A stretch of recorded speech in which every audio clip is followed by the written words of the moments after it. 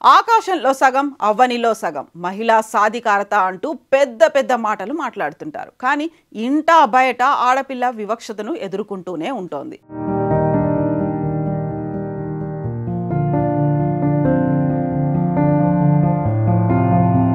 ఒకప్పుడు అమ్మాయి పుట్టిందనగానే అత్తారింట్లో చిన్న చూపు ఉండేది. కానీ ఇప్పుడిప్పుడే అవగాహన, సామాజిక పరిస్థితులు మారడంతో ఆడపిల్లల పట్ల చూసే తీరు మారుతోంది. దీంతో చదువులో, ఆటపాటల్లో రాణిస్తున్నారు. రెక్కలిచ్చి ఎగరమనడం లేదు, కానీ కాస్తంత స్వేచ్ఛ, స్వాతంత్రాలను అందిస్తున్నారు. అలాగే అన్నింటా నెగ్గుకు రావాలన్న ధైర్యాన్ని నింపుతున్నారు.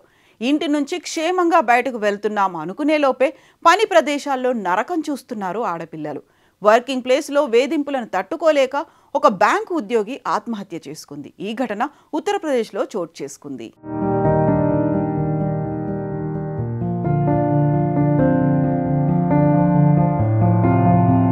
పని ప్రదేశంలో బాడీ షేమింగ్, వేధింపుల వల్ల మానసిక హింసకు గురైన శివాని త్యాగి అనే బ్యాంకు ఉద్యోగిని బలవన్మరణానికి పాల్పడింది. వివరాల్లోకి వెళ్తే, శివాని త్యాగి నోయిడాలోని యాక్సిస్ బ్యాంక్ బ్రాంచ్లో రిలేషన్షిప్ మేనేజర్గా వ్యవహరిస్తున్నారు. 6 నెలలుగా ఆమె తీవ్రమైన వేధింపులు ఎదుర్కొంటున్నారు. బాడీ షేమింగ్ చేయడంతో పాటు అవమానాలకు గురైంది. తొలుత ఆమె పడుతున్న ఇబ్బందుల గురించి తల్లిదండ్రులకు చెప్పలేదు. కానీ రాను రాను అవి మరింత ఎక్కువయ్యాయి. దీంతో కుటుంబ సభ్యుల దగ్గర చెప్పుకొని ఏడ్చింది. దీంతో తట్టుకోలేక ఆత్మహత్య చేసుకుంది. సూసైడ్ నోట్లో 5గురి పేర్లను పేర్కొంటూ తనను వేధించారని, వారికి మరణశిక్ష విధించాలని కోరింది. ఈ ఘటనపై పోలీసులకు ఫిర్యాదు చేశారు ఆమె కుటుంబ సభ్యులు. ఆమె సోదరుడు గౌరవ్ త్యాగి మాట్లాడుతూ, ఆమె సహోద్యోగులే తన సోదరిని టార్చర్ చేశారని చెప్పుకొచ్చాడు.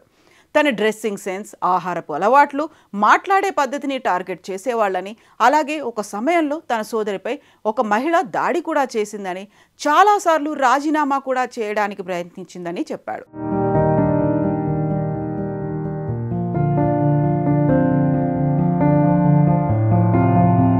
కానీ ఏదో ఒక సాకు చెప్పి కంపెనీ తిరస్కరిస్తూ వచ్చిందని, శివాని చేయని తప్పుకు టర్మినేషన్ లేఖ కూడా అందుకుందని, ఇన్ని అవమానాలు, టార్చర్ తట్టుకోలేక తన సోదరి ఆత్మహత్య చేసుకుందని అతను తెలిపాడు.